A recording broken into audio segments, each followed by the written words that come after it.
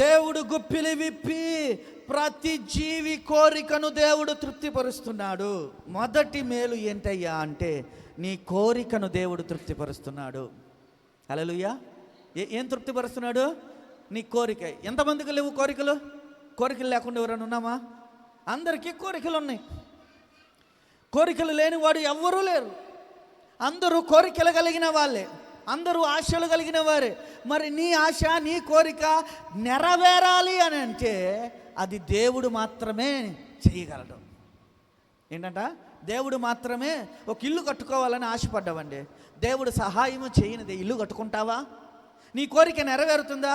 Bible గ్రంథంలో వ్రాయబడలేదా? యెహోవా ఇల్లు కట్టించని ఎడల కట్టువాని ప్రయాస వ్యర్థము. బేస్మెంట్లోనే ఆగిపోతుంది, గొంత తీస్తేనే ఆగిపోతుంది. దేవుడు నీకు ఇల్లు కట్టికపోతే నీకు ఇల్లు రాదు, నీ కోరిక నెరవేరదు. గర్భఫలము దేవుడు బహుమానముగా ఇస్తున్నాడు. దేవుడు ఇస్తేనే నువ్వు కలిగి ఉంటావు.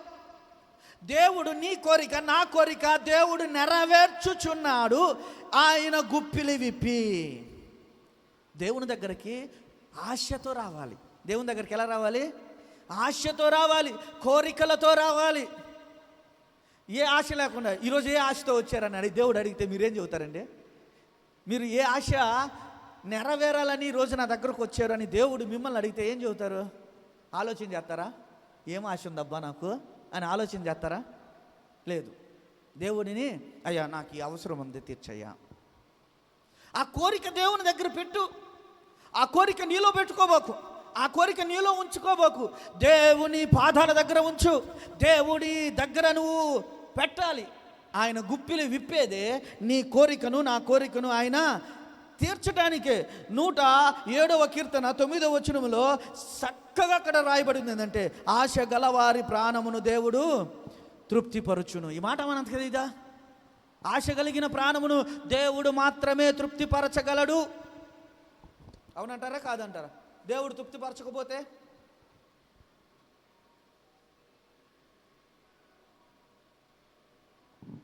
దేవుడు నీ ఆశ, నా ఆశ నెరవేర్చకపోతే అది అలాగే ఉంటుందా? ఉండదా? నీ ఆశ, నా ఆశ నెరవేర్చకపోతే అది అలాగే ఉంటుందా? ఉండదా? ఉంటుంది. దేవుడు నెరవేర్చితేనే నీ కోరిక నెరవేరుతుంది. దేవుడు చేస్తేనే నీ ఆశ నెరవేరుతుంది. నీ ఆశలను తీర్చడానికి దేవుడు గుప్పిలి విప్పాడు. ఆశ కలిగిన ప్రాణమును ఆయన తృప్తిపరుస్తాడు అని అంటే ఆయన నీకు దానిని దయచేస్తాడు. మీరు ఎప్పుడైనా కోరుకొని చూడండి, మనస్ఫూర్తిగా కోరుకొని చూడండి, అది జరుగుతుంది. దేవుణ్ణి కోరుకొని చూడండి, అది జరుగుతుంది. మా జీవితాలలో మేము అనుభవిస్తున్నాం. దేవుణ్ణి అడుగుచున్నవి ఒక్కొక్కటి నెరవేర్చుచూ ఉన్నాడు. నేను అది చెప్పడానికి ఇది సమయం కాదు కాబట్టి నేను చెప్పట్లేదు. దేవుడిని అడిగినది దేవుడు మాకు ఇవ్వకుండా లేడు. తగిన సమయమందు దేవుడు మా ఆశను, మా కోరికను ఆయన నెరవేర్చుచూ వస్తున్నాడు. దేవుడు మన సంఘంలో కూడా ఈరోజు నేను వాక్యం చెప్పక మునుపు దేవుడు నాతో ఏం చెప్పాడో తెలుసా? ఇదిగో నీ ఎదుట 1000 మంది ఉన్నట్టుగా చూసి వాక్యం చెప్పు అని అన్నాడు. ఎంతమంది? 1000 మంది. నాడు 100 మంది కాదు, 1000 మంది నీ ఎదుట కూర్చున్నారు. ఆ 1000 మందికి నువ్వు వాక్యం చెప్పు. ఈరోజు దేవుని ఆత్మ నన్ను ఇంత బలముగా నడిపించటానికి గల కారణము, నా కన్నులతో నేను నా ఎదుట 1000 మందిని చూస్తున్నాను. ఇది నా విశ్వాసం, ఇది నా కోరిక. ఈ ప్రాంతంలో ఒక బలమైన సంఘము, ఈ ప్రాంతంలో ఒక బలమైన దేవుని మందిరము దేవుడు నిశ్చయముగా కడతాడు అన్నది నా కోరిక. ఆయన ఆశ కలిగిన ప్రాణమును తృప్తిపరుస్తాడు. మనుష్యులుగా మనకున్న శక్తి మనం ఆధారం చేసుకొని చూస్తే ఇది ఎట్లా జరుగుతుంది, అది ఎట్లా జరుగుతుంది అని లెక్కలు వేసుకుంటాం. కానీ దేవునికి ఆ లెక్కలో, దేవునికి సమస్తము సాధ్యమే. నీ ఆశలు, నా ఆశలు నెరవేర్చటము దేవునికి సాధ్యమే. నీ కోరికలు, నా కోరికలు నెరవేర్చటము ఆయనకు సాధ్యమే. ఆయన వాగ్దానము చేసి ఉన్నాడు. ఆశ కలిగిన ప్రాణమును నేను తృప్తిపరుస్తానన్న వాగ్దానము నీ జీవితంలో జరుగును. దేవుని బిడ్డ, దేవుని దగ్గరకు ఆశతో రా. ఆయన గుప్పిలి విప్పి ఉన్నాడు. నీ ఆశను, నా ఆశను ఆయన నెరవేర్చడానికే. అయితే ఎవరి ఆశలు నెరవేరుతాయి? ఇది కూడా అదే కదా. అందరూ ఆశలు, ఏ ఆశ పడితే ఆశ పెట్టుకొని వస్తే నెరవేరుతాయా? లేదు లేదు లేదు. ఎలా రావాలి ఆశ? ఎవరు ఏ విధంగా పెట్టుకోవాలి ఆశ? ఎవరి ఆశలు దేవుడు తృప్తిపరుస్తాడు? ఇది చాలా ప్రాముఖ్యం. బైబిల్ గ్రంథములో నేను చెప్పాలి అని అనుకుంటే చాలా ఉన్నవి, కానీ ఒక్క మాట చెప్తాను. దేవుడు నీ ఆశను నెరవేర్చాలంటే మొదట దేవుడికి నువ్వు ఇష్టం ఉండాలి. దేవుడికి నువ్వు ఇష్టం ఉండాలి, అవునా కాదా?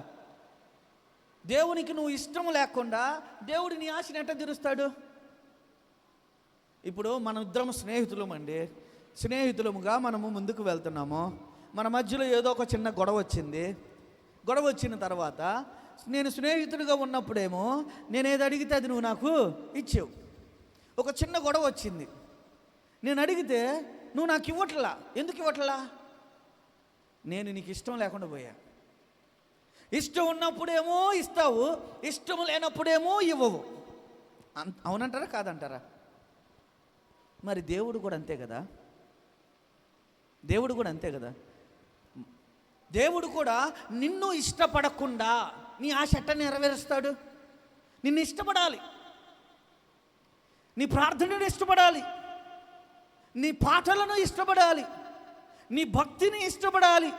దేవుని దగ్గరికి నువ్వు ఎలా వస్తున్నావో, దేవుని యందు నువ్వు విశ్వాసం ఎలా ఉంచుతున్నావో దేవుడు చూసి దేవుడు ఇష్టపడాలి, అంతే కదా.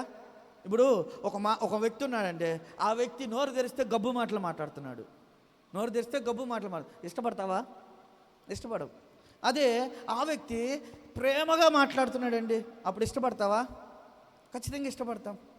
అంటే నీ మాటను బట్టి, నీ నడతను బట్టి, నీ విధి విధానాలను బట్టి నీ ఒక మనిషిని ఏ విధముగా ఇష్టపడతావో దేవుడు కూడా నీ మాటను బట్టి, నీ విధి విధానాలను బట్టి, నీ జీవితమును బట్టి దేవుడు ఇష్టపడతాడు. అబ్రహాము గురించి దేవుడు నా స్నేహితుడు అని అంటున్నాడు. అబ్రహాముకు చెప్పకుండా నేనేమైనా చేస్తానా అంటే, ఒక మనిషికి చెప్పకుండా దేవుడు ఏమి చేయను అని ఒప్పుకుంటున్నాడంటే ఎంత ఇష్టపడుతున్నాడు అబ్రహాముని ఎంత ప్రేమిస్తున్నాడు. అబ్రహాం అంటే దేవుడికి ఎంత ఇష్టం అంటే అబ్రహాము చెప్పకుండా దేవుడు ఏ పని చేయను అనే మాట అంటున్నాడు. సొదొమ గొమొర్రాల మీద ఆ అగ్ని గంధకములు కురవక మునుపు నేను అబ్రహాము చెప్పకుండా ఈ పని ఎలా చేస్తాను? దేవుడు నిన్ను ఇష్టపడితే నీ ఆశను దేవుడు నెరవేరుస్తాడు, నీ కోరికలను దేవుడు నెరవేరుస్తాడు. నీవు దేవుని దగ్గరకు వచ్చి దేవుని ఇష్టాన్ని పొందుకునేవాడిగా ఉండాలి. దేవుడు నిన్ను ఇష్టపడేవాడిగా ఉండాలి. అలా ఉండాలి అంటే బైబిల్ గ్రంథంలో ఒక మాట వ్రాయబడింది, చదువుతారా? ఎబ్రీలకు రాసిన పత్రిక 11వ అధ్యాయము 6వ వచనాన్ని చదువుకుందాం. ఎబ్రీలకు రాసిన పత్రిక 11వ అధ్యాయము 6వ వచనం. విశ్వాసము లేకుండా దేవునికి ఇష్టుడయ్యుండుట అసాధ్యము. దేవుని యొద్దకు వచ్చువాడు ఆయన ఉన్నాడని, తనను వెదుకు వారికి ఫలము దయచేయునని నమ్మవలెను కదా. హల్లెలూయా. దేవుని దగ్గరకు వచ్చిన వాడు విశ్వాసముతో రావాలి. దేవుని దగ్గరకు వచ్చిన వాడు నమ్మకముతో రావాలి. నీ విశ్వాసము దేవుడు చూసి నిన్ను ఇష్టపడతాడు. ఆమేన్. దేవుడు నీ విశ్వాసమును, నీ నమ్మకమును దేవుడు చూసి నిన్ను ఇష్టపడతాడు. అబ్రహామును దేవుడు ఇష్టపడటానికి కూడా ఇదే కారణం. అబ్రహాము దేవుడిని నమ్మెను, అది అతనికి నీతిగా ఎంచబడింది. అబ్రహాము దేవుని నమ్మాడు కాబట్టి, అబ్రహాము దేవునిని విశ్వసించాడు కాబట్టి దేవుడు అబ్రహాముని ఇష్టపడుతున్నాడు. అబ్రహాం అంటే దేవునికి ఇష్టం. నువ్వంటే, నేనంటే దేవునికి. ఓ పాట పాడుకుంటాం కదా, నేనంటే నీకెందుకు ఓ యేసయ్యా అని పాడుకుంటాం కదా. నేనంటే నీకెందుకయ్యా అంత ప్రేమ, నేనంటే నీకెందుకయ్యా అంత ఇష్టము? ఎందుకంటే నువ్వు ఆయనను నమ్మేవు, నువ్వు ఆయనను విశ్వసించేవు, నువ్వు ఆయన దగ్గరకు వచ్చి ఆయన ఉన్నాడు అని నమ్ముతున్నావు.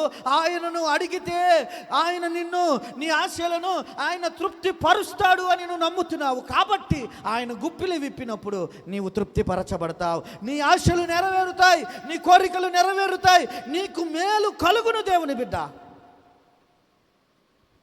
దేవుని ఇష్టము నీ మీదకి రావాలంటే నువ్వు దేవుణ్ణి నమ్మాలి. అది ఏ పరిస్థితి అయినా దేవునిని నమ్మాలి. రోమపత్రిక 9వ అధ్యాయము 15వ వచనం 16వ వచనము మనం అక్కడ చదువుకుంటే దేవుడికి అంట ఎవరిని కనికరించాలనిపిస్తే వారిని కలకరిస్తారంట. ఎవరికి జాలి చూపించాలని ఆయన అనుకుంటే వారికి జాలి చూపిస్తారంట. చదువుదాం ఆ మాటలు కూడా. 15వ వచనము 16వ వచనము. అందుకు మోషేతో ఇలాగున ఎవనిని కరుణింతునో వానిని కరుణింతును, ఎవని ఎడల నేను జాలి చూపించుదును వాని ఎడల నేను జాలి చూపించుదును. కాగా పొందగోరు వారైనను ప్రయాసపడు వారి వలనైనను కాదు గాని కరుణించు దేవుని వలననే ఆగును.